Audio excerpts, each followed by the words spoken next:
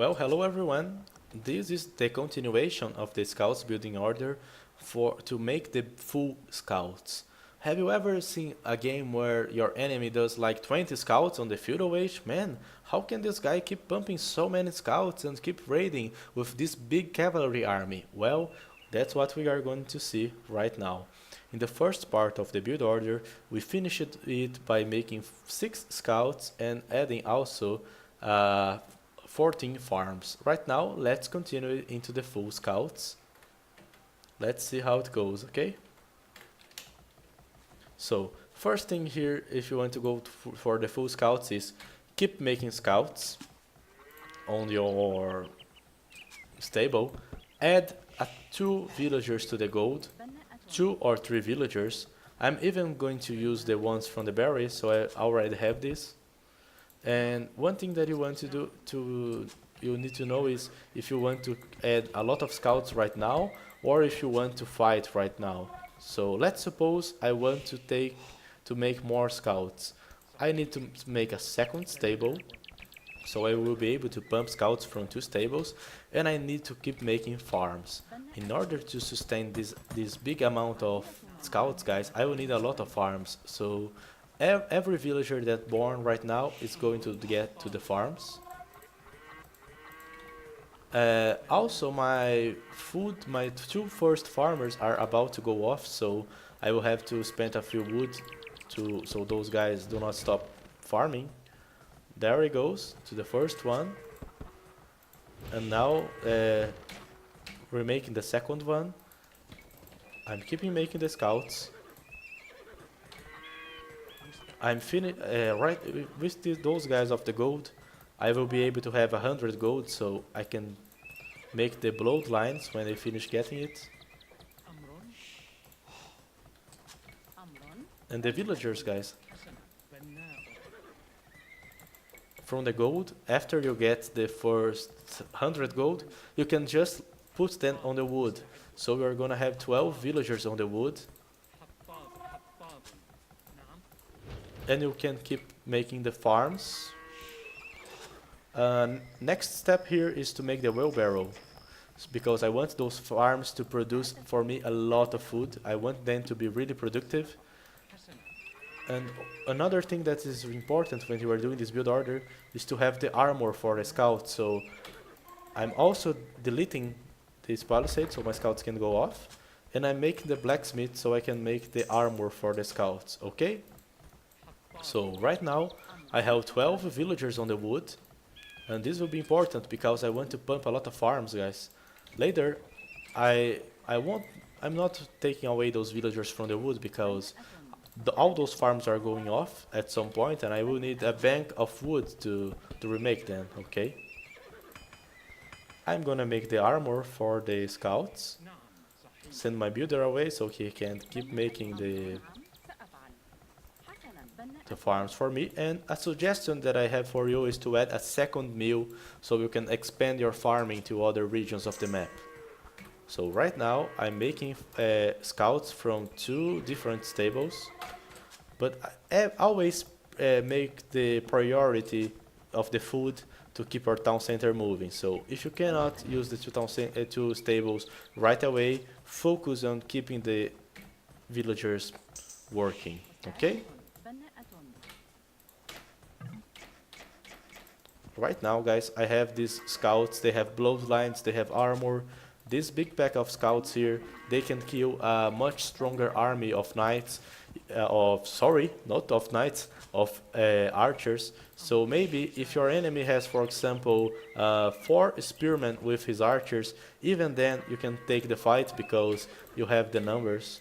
So the secret of this build order is using the speed and the numbers to make constant attacks to your enemy. I'm not gonna attack my enemy here, but I have already 15 scouts. And all the villagers that are born, guys, they are keep going to the farmings, as you can see. And right now I'm able to sustain the 2 stables and the farmings as I grow my economy. If you are going for a build like this, You cannot be on defense. You need to keep attacking your enemy. This is really important because if you stop attacking him, he just can go to the castle age and make knights or camels or something that can stop your push. You can also make the forging that can give you +1 attack for the scouts, which is great. My builder here keeps working. And you also should have some attention that you can make farms until like 21 or the maximum of 22 minutes, because after this time the farms that you did in the beginning of the feudal age, they will begin to go off, so you're gonna have to use your wood to remake the farms and not make new ones. So I'm finishing this with these 2 more farmers here, and I keep making scouts. Right now the decision is, you want to go castle? Okay, just stop making scouts for a second and you'll be able to go up. If you have the villager on the gold, you will have close to 200. I'm gonna send 2 more villagers here to the gold. But I'm keeping pumping scouts, guys. Right now I have the number of 21 scouts. That's a big cavalry army, eh? 23, and I have 28 farmers, guys. Look at the amount of farmers. I also did a few mills, so I could expand my farming to the other regions of the map. If you like scouts, this is the build order for you, okay? And now, guys, I'm gonna add a few more villagers to the gold. 2 more, and I will stop making scouts. I just need to stop making scouts for a second, so... and I will have the food to go up. So what I'm saying is that you can make, for example, 25 scouts on feudal age, like I did right now, with any civilization on the game, and you'll be able to click castle right after. Do you remember that I said that the farms are about to go off?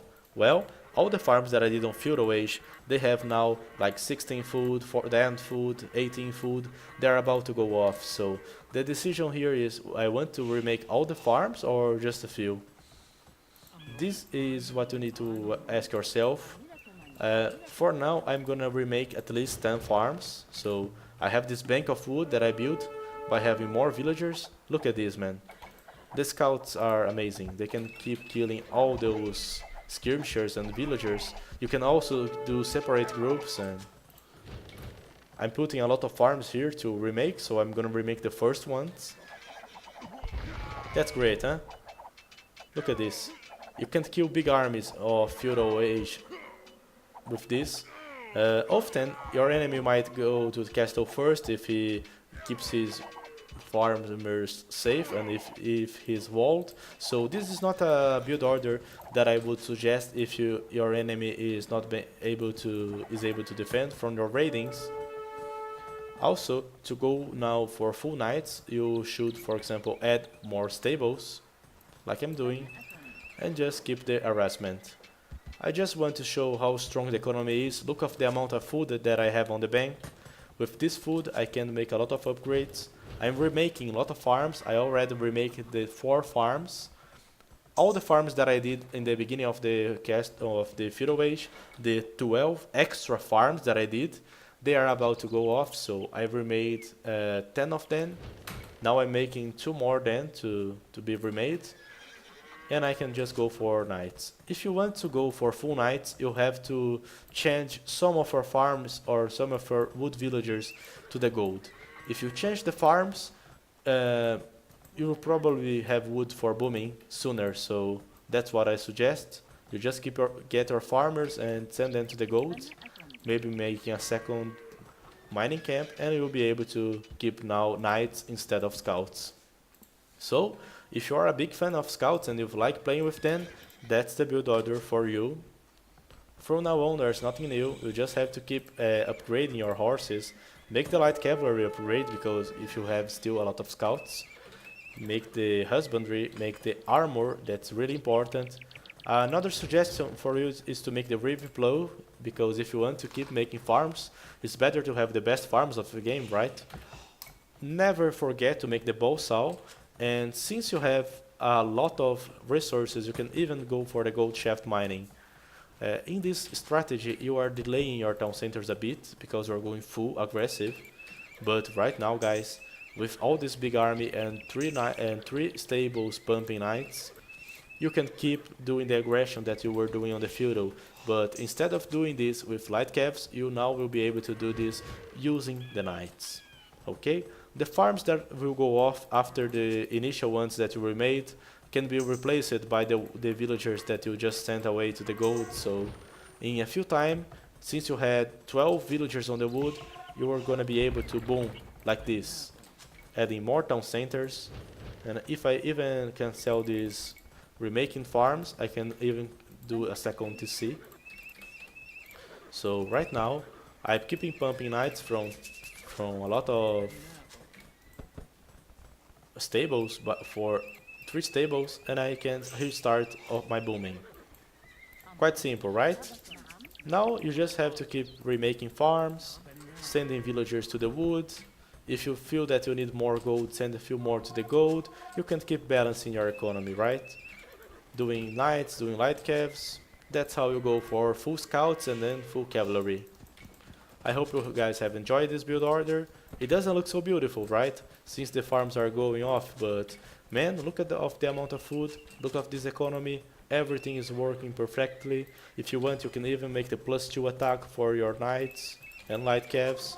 And remember that you have the brave blow, you have the gold shaft mining, you have the wood up, you have every upgrade of the game, so your economy is gonna recover. Since you are starting your boom a bit late, it's expected that you could kill a few villagers or delay your enemy's boom by using this amount of horses, okay?